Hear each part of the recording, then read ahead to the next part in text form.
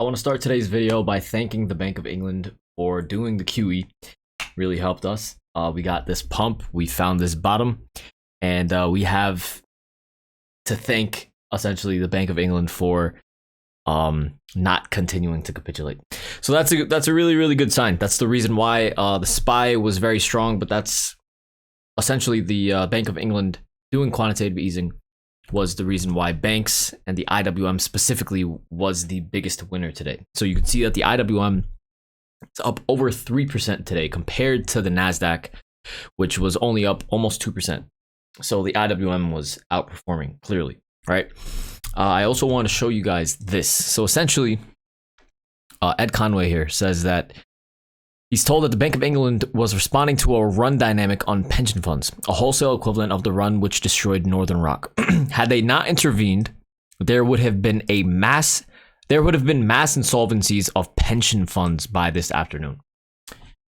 So that doesn't sound like they're going to stop anytime soon. So that seems like a good sign for our October calls that we got into the SPY as well. So essentially, we comfortably held this bottom. The UK decided to do some quantitative easing. Very nice. But you can see where we ended up halting. We closed above it, right? We tried to fill this gap, but this 371 level is very important. And what I also told people was that to make sure that any call position that you're holding overnight, you need to have at least 2 to 3 weeks on that position, because either, this is just very like up in the air at this point. Obviously, we're getting QE from the Bank of England, and we're also getting news that China is forcing banks to buy back stock to stop from selling of stock as well. So there's 2 countries essentially that are doing this, not to mention all the other countries as well. But publicly, they've just announced this new change in their policies. If we can get 2 closes above 371, that would be the most ideal situation. But what we've seen happen multiple times as we've come closer to levels of resistance is that, for example, over here in October 25th, this was an amazingly bullish setup. We closed above very clear levels of resistance, right? We were looking to retest the gap, but then what ended up happening? Huge red candle. Now, same concept over here. Early September, we closed above this major resistance level. Nice. We ended up getting to 411. We were talking about getting above 412, etc., etc. And look what ended up happening. We gapped down, failed that resistance. So it's a good sign that the Bank of England is doing quantitative easing, but then at the same time, holding anything aggressive to the long side is very risky for short-term positions. That is the most plain way of explaining things that I can give you guys at the moment. So this is something else that I want to show you guys. This is the seasonality chart of the average monthly returns for the SP 500 over the past 30 years. All right, so September, we know that September is supposed to be a very red month. It's one of the worst months, right? October, you can see that historically is a green month, and verifiably October is a green month historically, so I'm expecting a bullish sort of month. Obviously, we're still in a bear market, but October, as we head into October, I'm expecting us to move a bit up and then have an overall green month in October. So anytime during October where we are potentially, say for example, we're negative 1% red, or even better, the more red we are for October, the higher probability that we can end up becoming green for the month. And essentially, the average return for October ends up being around 0.8%. So if we are negative 2% on October for the month, sometime next month, we can end up getting calls for sometime in November, expecting October to end up being at least 0.5% green for the month. So then we'd end up getting 1 to 2% on the SPY, for example, and then obviously in return the option contracts itself are going to be up way more than that. So that is my game plan for that. And that is also one of the reasons why we ended up going short.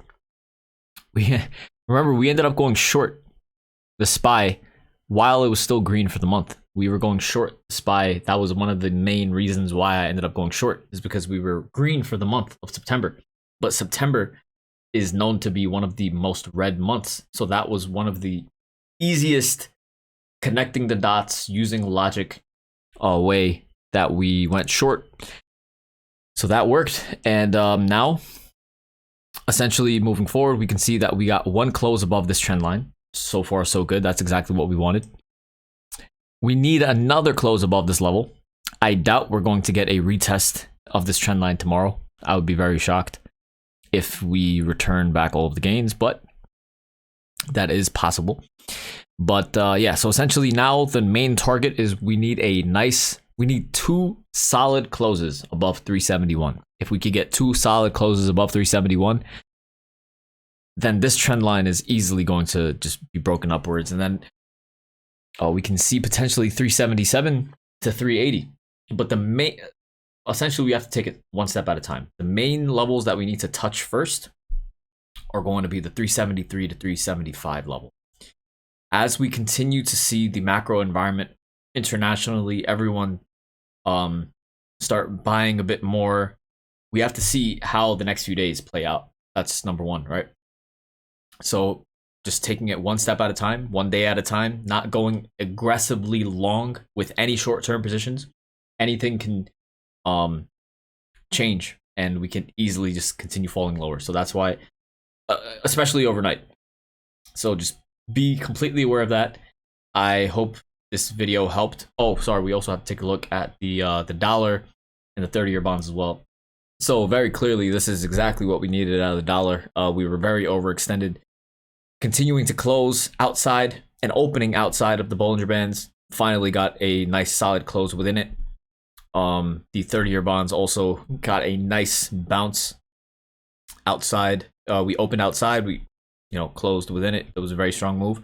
Similar to the VIX, obviously the VIX was also very overextended, similar to how the dollar looked, and now we are starting to fall lower. So it's a good sign. Now essentially we just need to see how long. So the main thing that we need to see is if the bonds are going to continue showing strength. If the bonds can continue showing strength tomorrow, and say for example you guys pull up the 30-year bond tomorrow on TradingView, if we're above 129 or 130, then the stock market should be bouncing very, very aggressively. And this is all really, really good news for the crypto market. This is really good news for the commodities.